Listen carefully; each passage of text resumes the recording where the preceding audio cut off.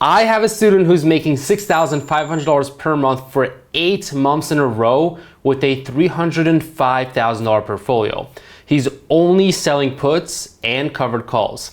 Absolutely nothing else. We call him a one-trick pony, but there's nothing wrong with just sticking to the bread and butter basics and keeping it very simple. My bread and butter basics is selling puts and selling covered calls. Your retirement goal should be to be debt-free and own your own home outright before you retire, so that way you can enjoy a stress-free retirement without having monthly mortgage payments, or with option income that is 3 times your mortgage payment. When I'm selling these put options because I believe in the long-term value of the underlying stock that I'm selling put options on, I am willing to acquire those shares at a lower price if the market falls, and it is not a concern to me. By selling these put options, I'm generating income up front while only taking on the obligation to buy the stock at a price that I find attractive. So if I sell a $100 put, I can only buy the stock at $100, and I get paid for that. Whenever I open up an option position, in the meantime, I wait it out and I do almost nothing, focusing on work outside of trading, like coaching in my program. Selling put options allows me to profit from time decay and market stability, giving me an edge in various market conditions. Even when the market is not stable, I have the ability to benefit because I sell out of the money options with roughly 20 delta. Of course, it depends on the stock, because for a volatile stock like Tesla, it can be wise to go way below 20. For a dividend stock, you can go a lot higher. You can even pick a delta of around 50. And that's because a dividend stock doesn't have that much volatility. So you really want to squeeze out as much juice from that lemon as possible, whereas a volatile stock, it moves up and down a lot. And for that reason, you want to go lower delta, because in the case that it goes up a lot, you want to have capital appreciation. You really want to have a big return on your money.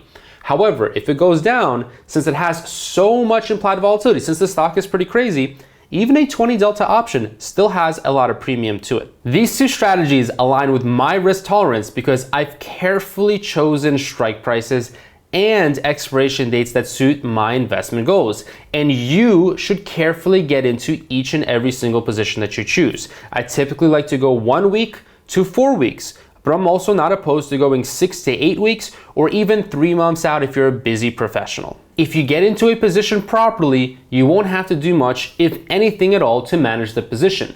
And that's one of the biggest secrets that I have. A lot of people ask me, Henry, how do I take profits? How do I manage a position? How do I close a position?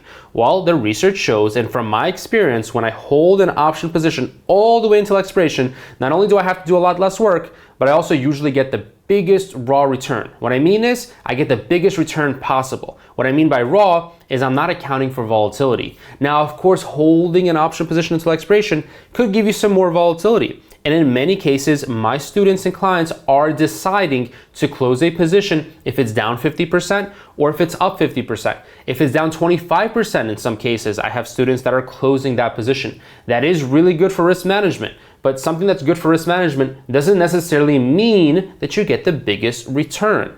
For me, I'd rather practice safe risk management by having 10 to 15 positions in my portfolio, but whenever I open up a position, I do leave it alone because I wanted to make the maximum amount of money when I sell both puts and covered calls. You guys can always comment below, but I'm serious. Common comments is, how do you get out and how do you close for a profit? You don't have to close to sell a put position, because there's really only 2 things that can happen, okay? The first thing is if the stock goes below your put price, okay? Here's your put strike price. If it goes below, you don't have to actually start panicking, because if you like this stock to begin with, and you should only sell puts when you like this stock, then the worst that can happen is you have to buy 100 shares of that stock. That's totally okay, because as we're talking about covered calls, as soon as you have this stock, as soon as you own it, you can go ahead and start generating money from this stock as well. Now, one of the biggest things is when this strike price, if the stock goes way below, can you still sell covered calls? Well, that's an iffy one, okay? If it goes really far down, in some cases, you might just want to wait. You want to wait for that stock to recover. And again, you like this stock, right? You think it's going to recover. It's a good, high quality company. So in most cases, it will recover.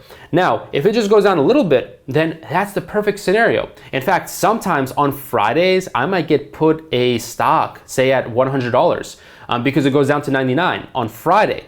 But on Monday morning, it's back to $101. And that is one of the best positions to be in. When you sell a put option, you get assigned, and then that Monday of market open, that stock is going back up. In those cases, maybe I would just leave it alone. I would let the momentum ride back higher. And at some point, you do have to decide, I want to sell some covered calls and make some income on the stock that I have. I view selling puts as a way to take advantage of the market's overreactions or fear-driven price drops, potentially leading to substantial gains. But even 3% per month, that's fantastic. That's going to compound over time. And if you look at some of the best investors, Warren Buffett, they're only getting 20% returns per year or even less in some cases. So if I'm able to make 3% per month, sticking to my bread and butter basics, covered call, sell put, I'm a very happy camper because that's going to compound. And of course, you should have other sources of income that you're putting back into your portfolio. Now, choosing underlying assets or stocks with strong fundamentals and a history of stability, now that's also a really good tactic.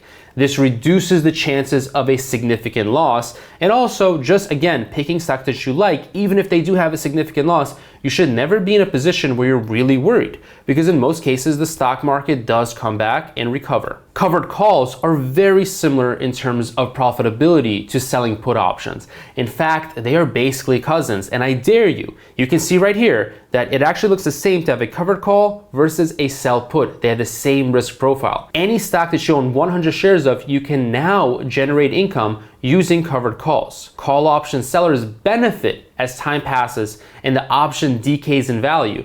And this way, the seller basically makes money every single day as the option is open. That's why selling options makes money. Every single day that it decays, you're earning more money, because if you were to buy it back, you would have a gain on your hands.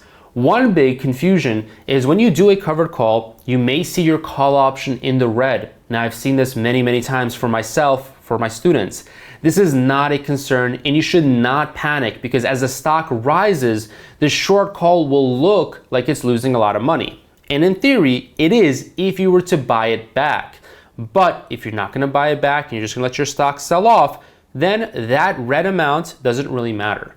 But the stock is also growing, and that's why you also have a lot of protection. So even if this covered call option seems to be losing $1,000, your stock is probably up way more than $1,000, maybe $1,200 or $1,300. So they more than compensate for themselves. So you don't have to worry about seeing red when you're doing covered calls at all. Selling call options is a fantastic exit strategy, and that's actually one of the biggest things that I use covered calls for. I want to decide when I want to exit a stock. I sell calls not only to generate income, but get out of a stock at a much higher predetermined price by using call options. Selling call options brings in premium, and I get to control the price that I want to sell the stock at.